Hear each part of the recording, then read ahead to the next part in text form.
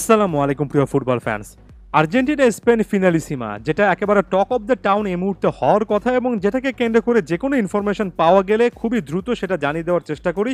সেই খুবই গুরুত্বপূর্ণ ব্যাপারটা নিয়ে বেশ কয়েকটা ভিউ পয়েন্ট আছে, কয়েকটা টকিং পয়েন্টস আছে, একটা একটা করে তুলে ধরছি। এই মুহূর্তে সবচেয়ে বড় আপডেট হচ্ছে বার্সেলোনা অর্থাৎ ফুটবল ক্লাব বার্সেলোনা স্পেন বনাম আর্জেন্টিনার মধ্যকার একেবারে ড্রিম কামস ট্রু এমন টাইপের একটা ম্যাচ তাদের নিজস্ব বিখ্যাত ভেন্যু ক্যাম্প নু যেটা বর্তমানে সংস্কারের মধ্যে আছে সেখানে আয়োজন করতে চায় এবং তারা মনে করছে যে স্পেন এবং আর্জেন্টিনার মধ্যকার এই ম্যাচটা যে কোনো গ্রাউন্ড থেকে বিবেচনা করে নিউট্রাল ভেন্যুতে হলে অবশ্যই ক্যাম্প নুতে হওয়া উচিত এবং বার্সা এটার জন্য একেবারে পারফেক্টলি রেডি।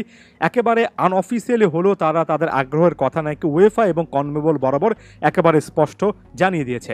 এর আগে সর্বশেষ আপডেটগুলো বলছিল যে ম্যাচটা আর্জেন্টিনাতে হতে পারে। আর্জেন্টিনার ফুটবল অ্যাসোসিয়েশন অর্থাৎ এএফএ সে জায়গা থেকে উদ্যোগ গ্রহণ করছে, যে করে হোক তারা কনমেবল এবং ওয়েফাকে এখানে রাজি করাবে এমন টাইপের কথাবার্তা চলছিল। তবে এখানে বড় রকমের একটা চিন্তার যে বিষয় সেটা হচ্ছে ঠাসা সূচি। ক্লাব ফুটবলের মাঝে মাঝে যে জাতীয় দলের ফুটবলের অল্প কয়েক সপ্তাহ পাওয়া যায় একটা বছরে, সেখানে কিন্তু আন্তর্জাতিক একের পর এক ম্যাচ রয়েছে, যেমন কনমেবল অঞ্চলের এই দেশগুলোর বিশ্বকাপ বাছাই পর্বে ম্যাচ রয়েছে। অন্যদিকে ওয়েফার তো আরও এক কাঠি সরেস, তাদের বিশ্বকাপ বাছাই পর্বের পাশাপাশি ওয়েফার নেশনস লিগ একই রকমের কিন্তু একটা গুরুত্ব বহন করে, অর্থাৎ ওই ম্যাচগুলো তো তারা একটা টুর্নামেন্ট আকারে খেলছে, তাই ওই জায়গা থেকে তাদের ব্যস্ততা আরও অনেক বেশি।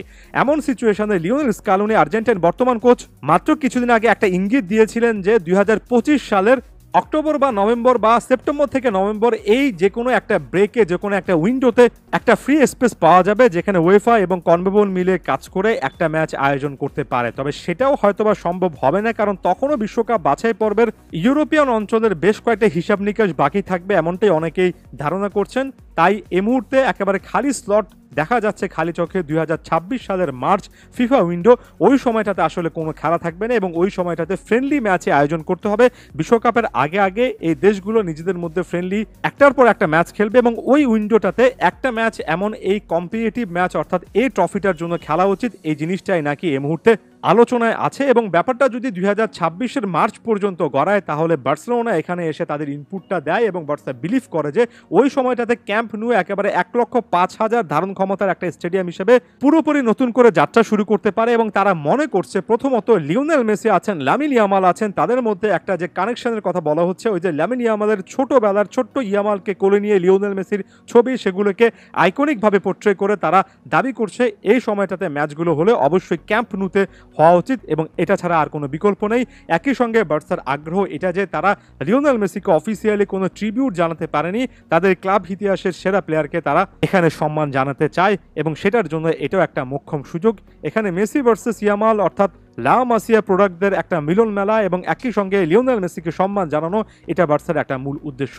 এখন এই সম্মান জানানোর ফ্যাক্টরটাকে আমি দুইভাবে দেখছি। প্রথমত লিও মেসি নিজেও কিন্তু ক্যাম্প নুতে একটা ম্যাচ খেলার অর্থাৎ একেবারে বিদায়ী সংবর্ধনা মতো একটা জিনিস নেবেন কিনা সেটা নিয়ে পজিটিভ অ্যাটিটিউড দেখিয়েছেন, কারণ লিও মেসি বার্সা ছাড়লেও লাপোর্তা বোর্ডের উপরে ক্ষোভ থাকলেও একটা ফুটবল ক্লাব হিসেবে বার্সার প্রতি, বার্সার সমর্থকদের প্রতি তার যে অফুরন ভালোবাসা আছে সেটা তিনি বারবার করে কিন্তু জানিয়েছেন। সেই সমর্থকদের জন্য হলেও লিওনেল মেসি এমন টাইপের একটা ম্যাচ আয়োজিত হলে আমার ধারণা আসবেন।